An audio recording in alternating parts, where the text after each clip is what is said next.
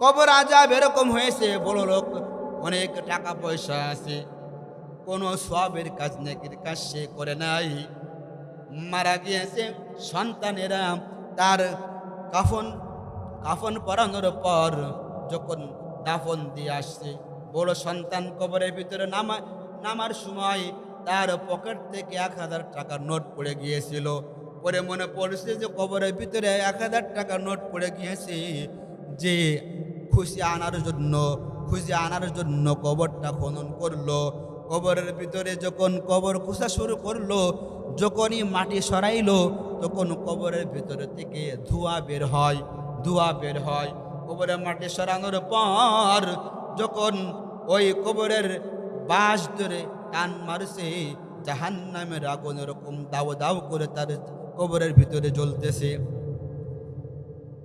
জাহান্নামের আগুন তার কবরের ভিতরে দাও দাও করে জ্বলতেছে। ওই বড় ছেলে চিৎকার করে করে কান্না করে। শুধু তাই নয়, দেখে জাহান্নামের আগুনের তাপের কারণে তার চেহারা মোবারক এত পরিমাণে পড়ে গিয়েছে, কে কে কাকে আমি কবরের ভিতরে দাফন করলাম চেনা যায় না।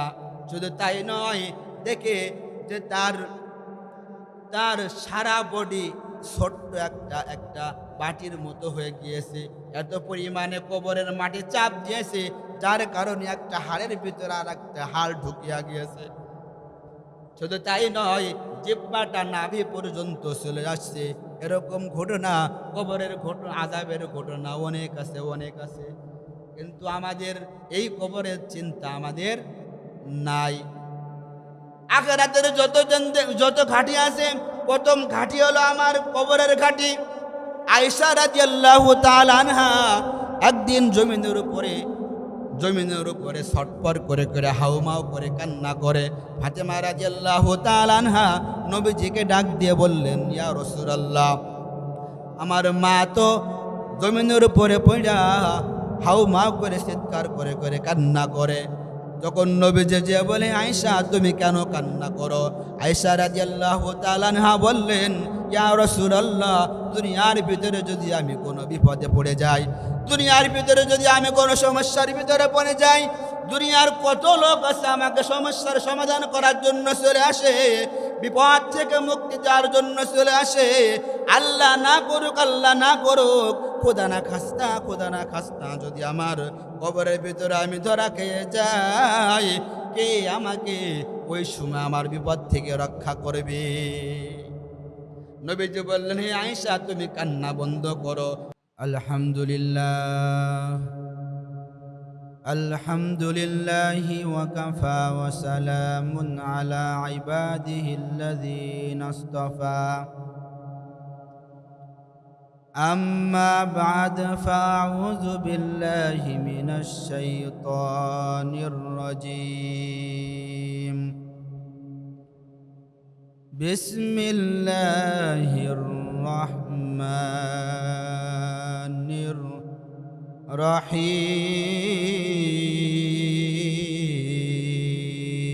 الرحيم.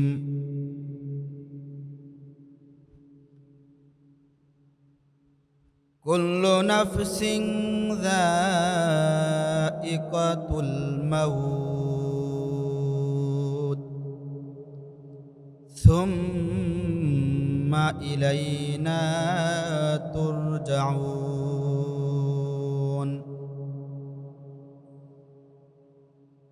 وقال رسول الله صلى الله عليه وسلم: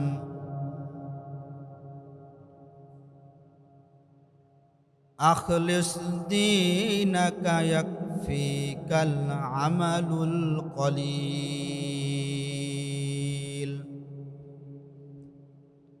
أو كما قال عليه الصلاة والسلام. محبت الشاطئ شكولي درود إبراهيم পড়ি।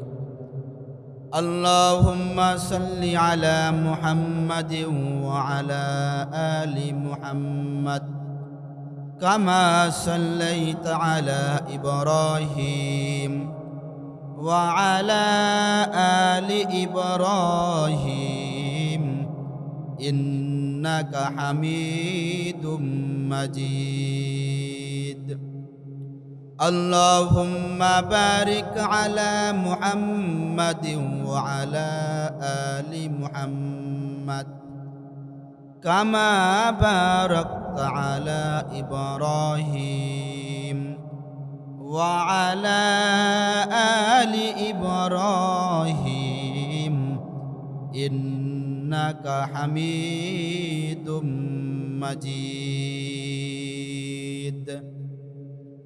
আলহামদুলিল্লাহ মালিকের দরবারে সকলেই অন্তর খুলে জবান খুলে একবার কালেমাত শুকর পড়ি, সকলেই বলি আলহামদুলিল্লাহ। আল্লাহ তাআলা আমাদেরকে এখানে আনছেন, এটা অনেক বড় নিয়ামত, আল্লাহ তাআলার বড় ফজল ও করম। কাউকে মসজিদের ভিতরে রাখেন, আবার কাউকে মসজিদের বাইরে রাখেন, সব ক্ষমতার মালিককে। এখানে কারোর ইচ্ছা মতো কেউ আসতে পারে না। আল্লাহ তাআলা যাকে কবুল করেন, যাকে ভালোবাসেন, মহাব্বত করেন, ওই ব্যক্তিকে এখানে আনেন। সুবহানাল্লাহ। আল্লাহ তাআলা আমাদেরকে ভালোবাসতেন বিধায় তার ঘর মসজিদে আনছেন। আমরা খুশি নাকি বেজার? অন্তর খুলে জবান খুলে আর একবার শুকরিয়া আদায় করি, আলহামদুলিল্লাহ।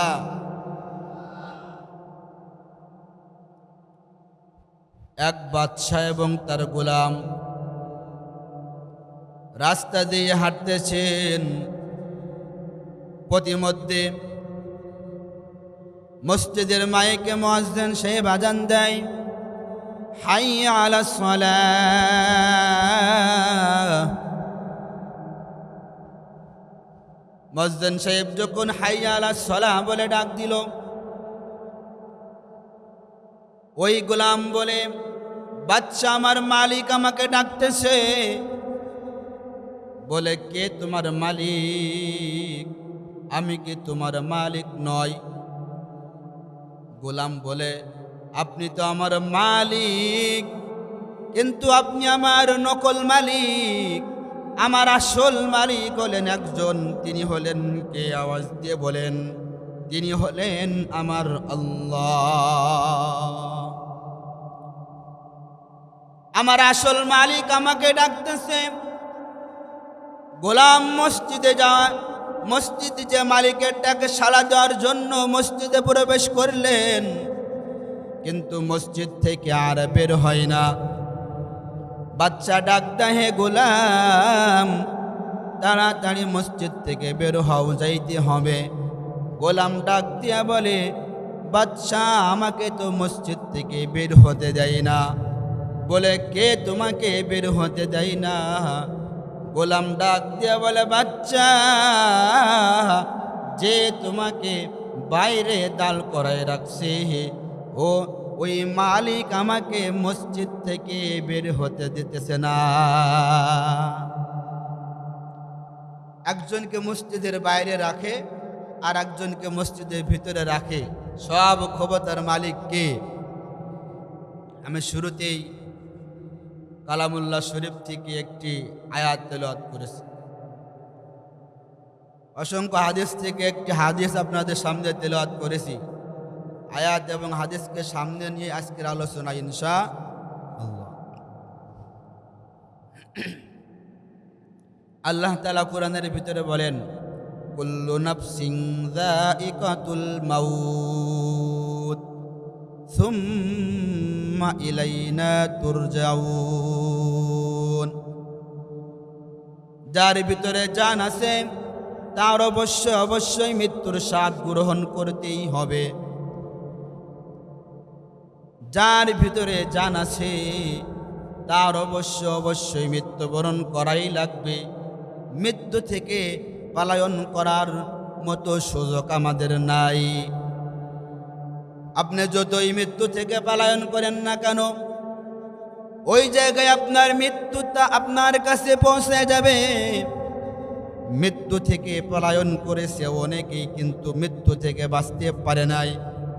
আল্লাহ তাআলা আমাদেরকে দুনিয়ার জিন্দেগি পাঠাইছেন ক্ষণস্থায়ী জিন্দেগি। দুনিয়ার জিন্দেগি পার করার পর কবরের জিন্দেগি।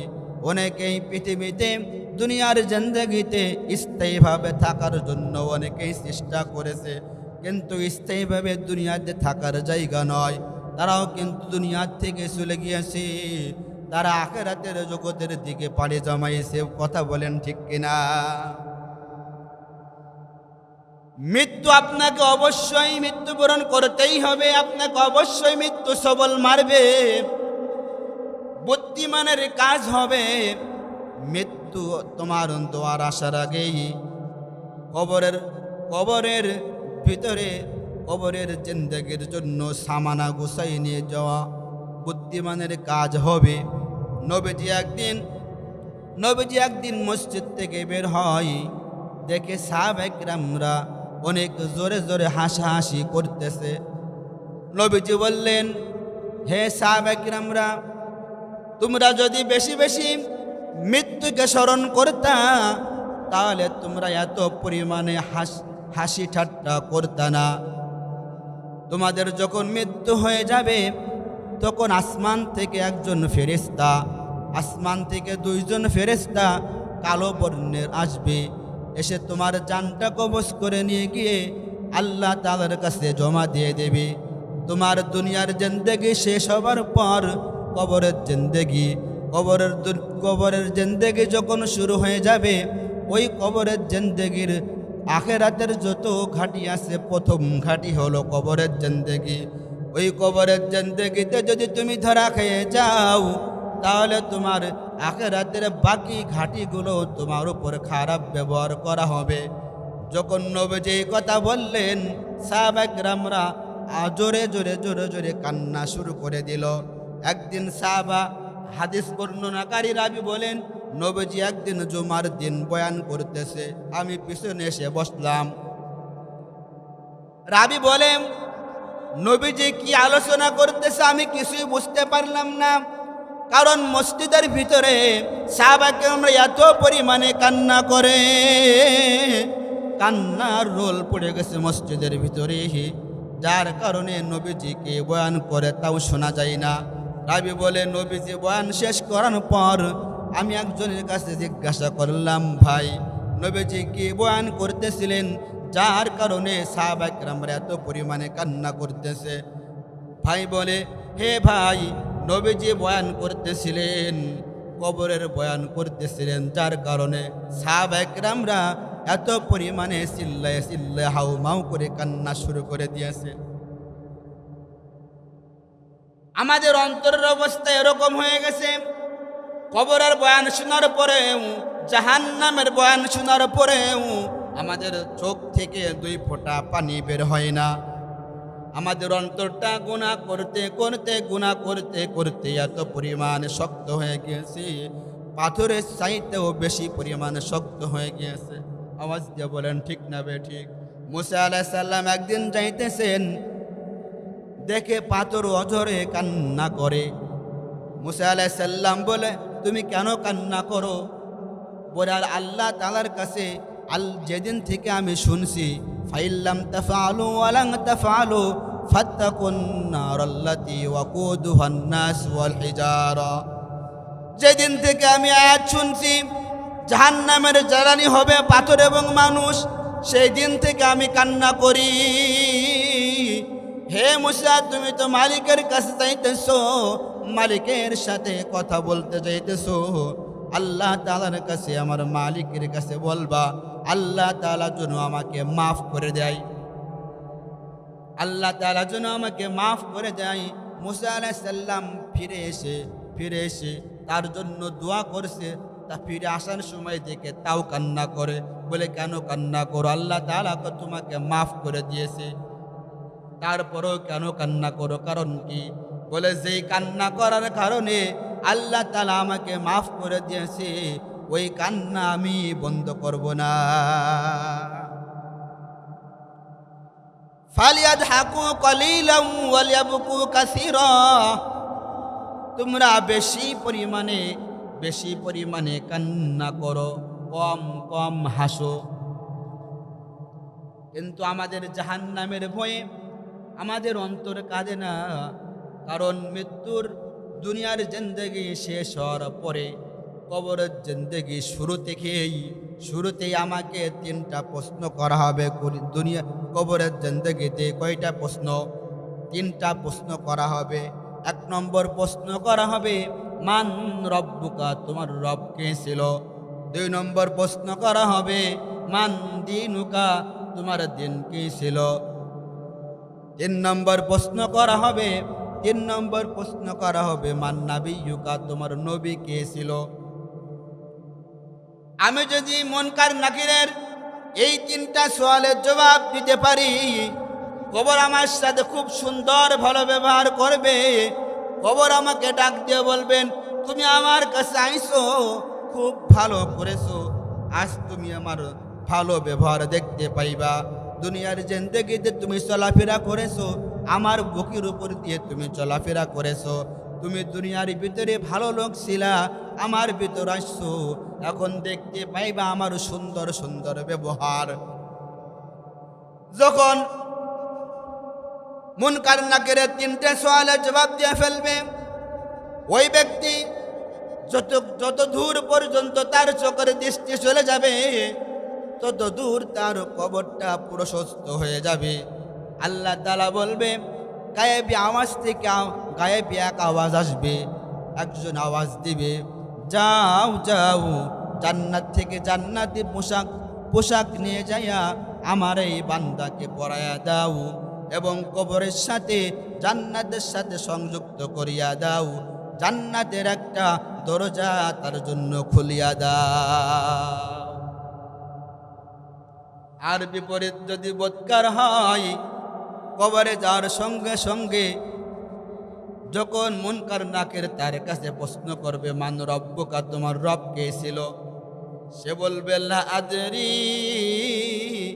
লা আদরি, লা আদরি, আমি জানি না। মান নাবিয়ুকা, তোমার নবী কে ছিল? লা আদরি, লা আদরি, আমি জানি না। মান দিনুকা, তোমার দিন কি ছিল? বলবে, লা আদরি, আমি জানি না। কেমনে আমার মুখ থেকে বের হবে?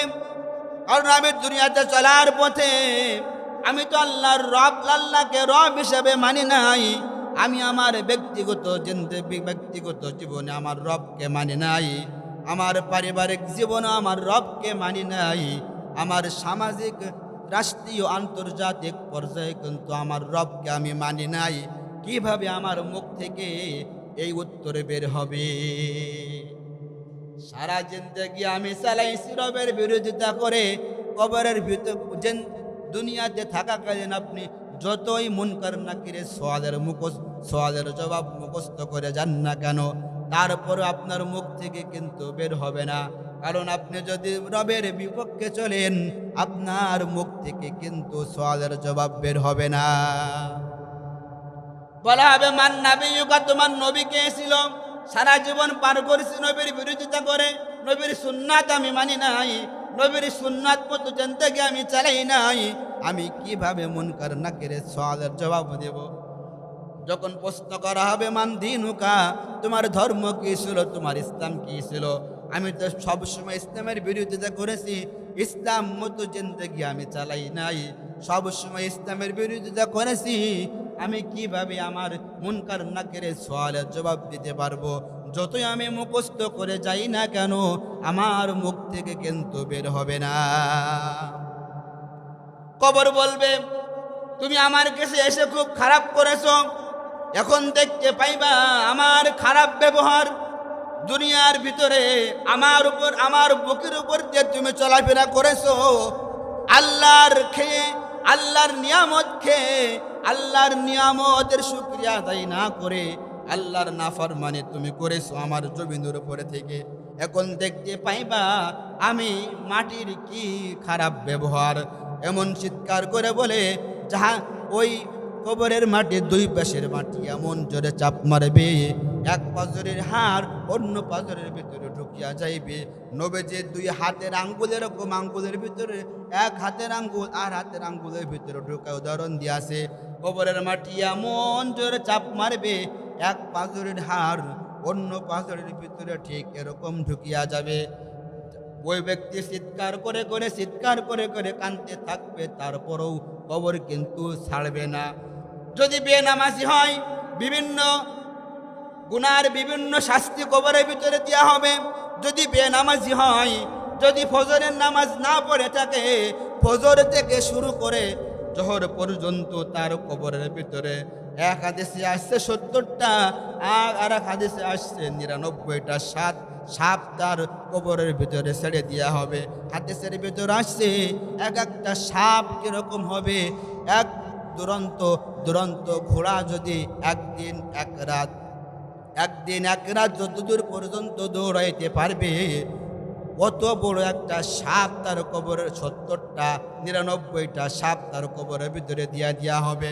হাদিসের ভিতরে আসছে ওই সাপ যদি, ওই জাহান্নামের সাপ যদি দুনিয়ার ভিতরে একটা নিঃশ্বাস ফেলতো, দুনিয়ার ভিতরে থেকে কোনো উদ্ভিদ জন্মাতো না, কোনো গাছপালা জন্মাইতো না। ওই শ্বাসের কারণে সব বিষাক্ত হয়ে সব জ্বলে পড়ে ছাই হয়ে যাইত।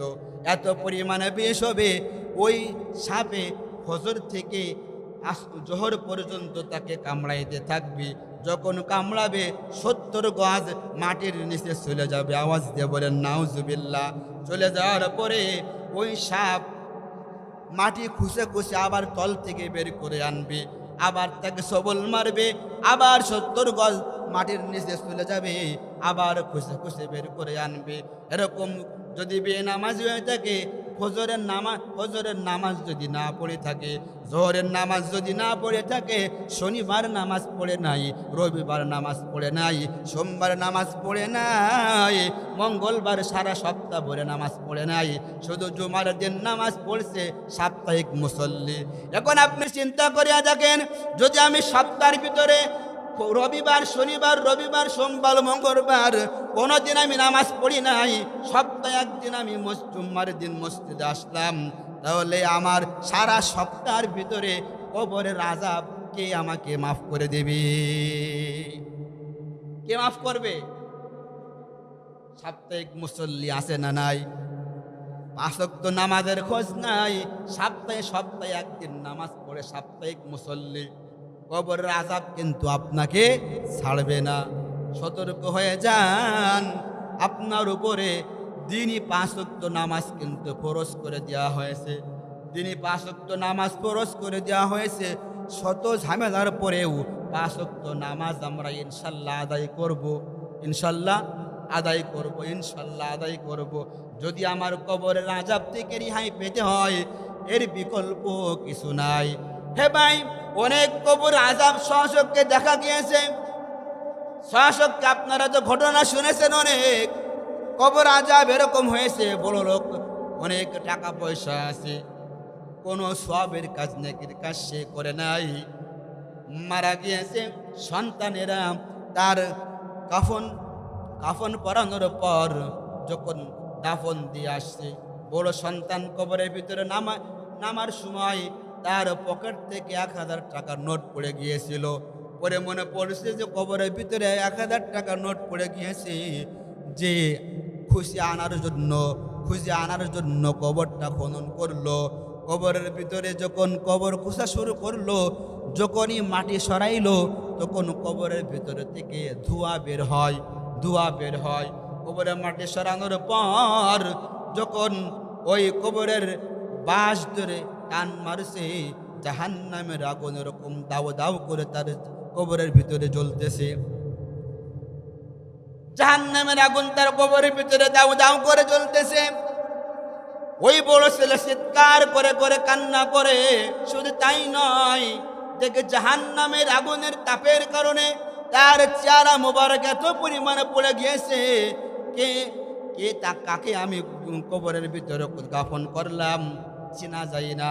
শুধু তাই নয়, দেখে যে তার সারা বডি ছোট্ট একটা বাটির মতো হয়ে গিয়েছে। এত পরিমাণে কবরের মাটি চাপ দিয়েছে, যার কারণে একটা হাড়ের ভিতরে আর একটা হাড় ঢুকিয়া গিয়েছে। শুধু তাই নয়, জিহ্বাটা নাভি পর্যন্ত চলে আসছে। এরকম ঘটনা, কবরের ঘটনা, আযাবের ঘটনা অনেক আছে। কিন্তু আমাদের এই কবরের চিন্তা আমাদের নাই। আখিরাতের যত ঘাটি আছে, প্রথম ঘাটি হলো আমার কবরের ঘাটি। আয়েশা রাদিয়াল্লাহু তাআলা আনহা একদিন জমিনের উপরে ছটফট করে করে হাউমাউ করে কান্না করে। ফাতেমা রাদিয়াল্লাহু তাআলা আনহা নবীজিকে ডাক দিয়ে বললেন, ইয়া রাসূলুল্লাহ, আমার মা তো জমিনের উপরে পড়া হাউমাউ করে চিৎকার করে করে কান্না করে। যখন নবীজি যে বলে, আয়েশা তুমি কেন কান্না করো?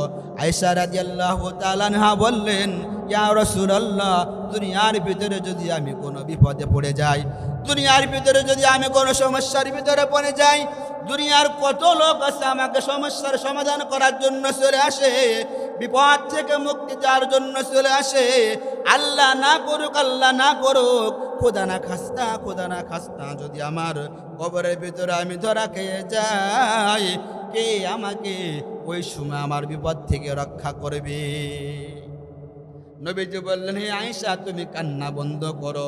নবীজি আয়েশা রাদিয়াল্লাহু খাদিজা রাদিয়াল্লাহু তাআলা আনহা বললেন, ইয়া রাসূলুল্লাহ, ইয়া হাবিবাল্লাহ, আমি কান্না বন্ধ করব না। কান্না করতে করতে যদি আমার মৃত্যু এসে যায়, তাও আমি কান্না বন্ধ করব না। যদি আপনি আমার 3টা ওয়াদা পূরণ করেন, তাহলে আমি কান্না বন্ধ করতে পারি। নবীজি বললেন, বলো তোমার কি ওয়াদা? তোমার 3টা ওয়াদাই আমি পূর্ণ করব।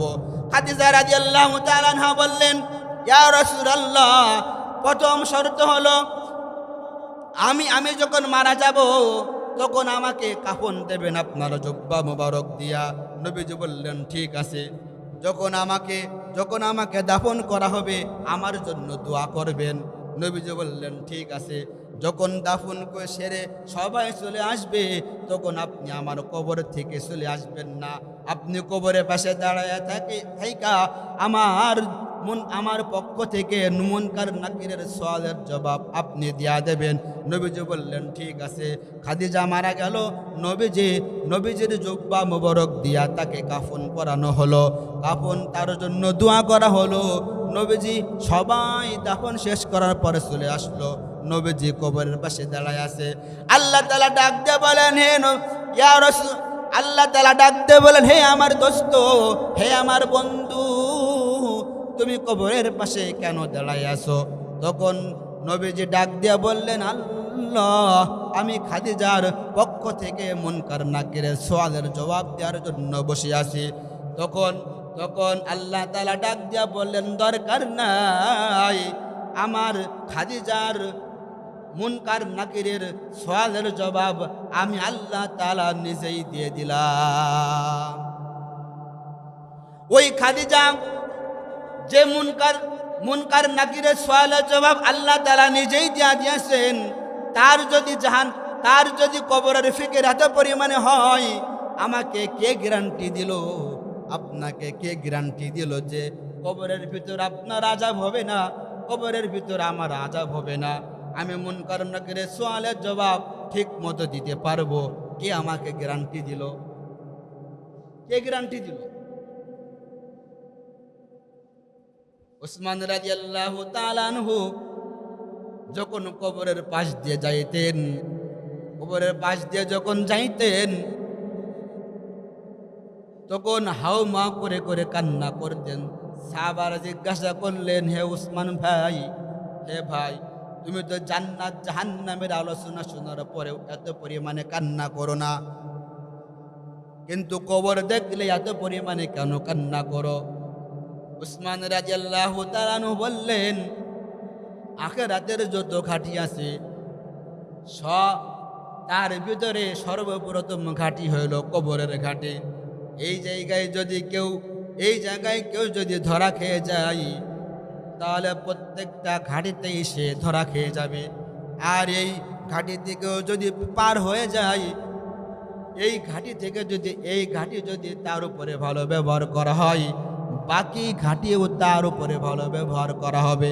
এই জন্য আমি কান্না করি। এত পরিমাণে চিন্তা করতেন। কিন্তু আমরা এত গুনাহ করার পরেও দুনিয়াতে থাকাকালীন জান্নাতের সার্টিফিকেট পেয়ে গেছে 10 জন সাহাবী। তারাও কবরের চিন্তা করেছে, আখিরাতের ফিকির করেছে।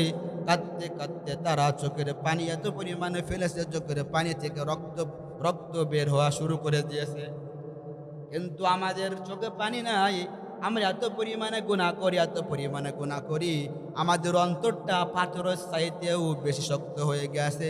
আওয়াজ দিয়ে বলেন ঠিক কিনা? কবর পথের যাত্রী তুমি, কয়দিন থাকবা দুনিয়া,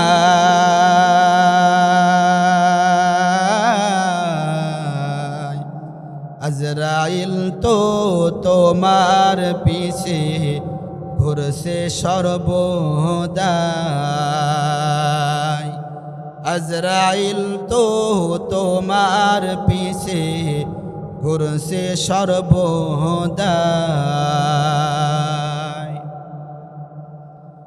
কবর যে এক কঠিন মাকাম,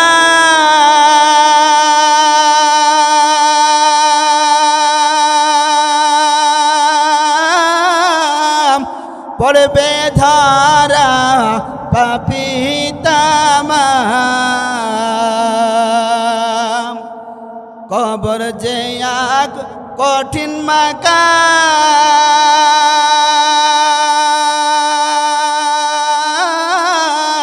পড়বে ধারা পাপী তামাম। সলতা তুরি করার মতো, সলতা তুরি করার মতো জায়গা সে তো না,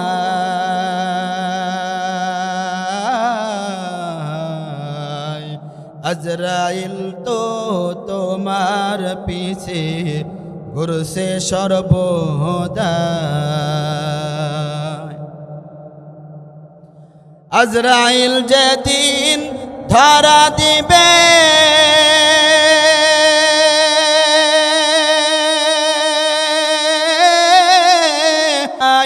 না থাকিবে, আজরাইল যেদিন ধরা দিবে,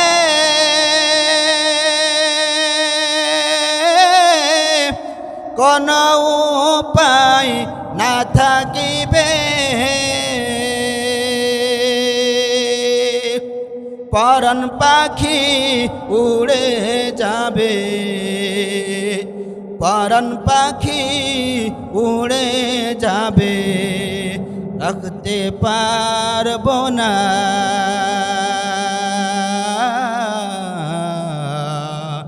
আজরাইল তো তোমার পিছে ঘুরছে সর্বদাই। আজরাইলের থাবা থেকে বাঁচা যাবে? হ্যাঁ, যার ভিতরে জান আছে তার মৃত্যুর স্বাদ অবশ্য অবশ্য গ্রহণ করতেই হবে। শুরু থেকে বলছিলাম কুল্লু নাফসিন যায়কাতুল মাউত সুম্মা ইলাইনা তুরজাউন, মৃত্যুর স্বাদ অবশ্য গ্রহণ করতে হবে। মৃত্যুর পরের প্রথম ঘাঁটি হলো আমার কবরের ঘাঁটি। কিসের ঘাঁটি? কবরের ঘাঁটি। এই কবর যদি আমার সাথে ভালো ব্যবহার করে, বাকি ঘাঁটিগুলো আমার সাথে ভালো ব্যবহার করা হবে। আল্লাহ না করুক যদি আমার কবরের ঘাঁটি আমি যদি ধরা খেয়ে যাই, বাদ বাকি ঘাঁটিগুলো আমি ধরা খেয়ে যাব। কাফন আমার আপন, কবর আমার ঘাঁটি, ওই কবরে যেতে হবে, থাকবে না কেউ সাথী, ওই কবরে যেতে হবে, থাকবে না কেউ সাথী। কাফন আমার আপন, কবর আমার ঘাঁটি, ওই কবরে যেতে হবে, থাকবে না কেউ সাথী। থাকতে হবে নিরালয়, একা একা বাস্তালয়, থাকতে হবে নিরালয়, একা একা বাস্তালয়, চতুর্দিকে রবে শুধু মাটি, চতুর্দিকে রবে শুধু মাটি। কাফন আমার আপন, কবর আমার ঘাঁটি, ওই কবরে যেতে হবে থাকবে না কেউ সাথী ওই কবরে যেতে হবে থাকবে না কেউ সাথী 3.5 হাত মাটির ঘর কারো আপন কারো পর কারো হবে ফুলেরই বাগান কারো বা হবে জাহান্নাম 3.5 হাত মাটির ঘর কারো আপন কারো পর কারো হবে ফুলেরই বাগান কারো বা হবে জাহান্নাম কঠিন হবে সেদিন তোমার না থাকিলে নেকি ওই কবরে যেতে হবে থাকবে না কেউ সাথী ওই